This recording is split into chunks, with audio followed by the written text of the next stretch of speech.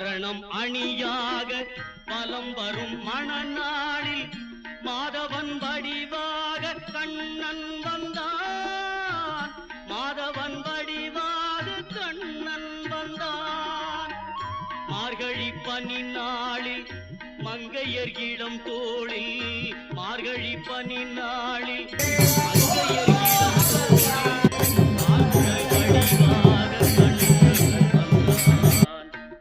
கார்குழல் வடிவாக கண்ணன் வந்தான்.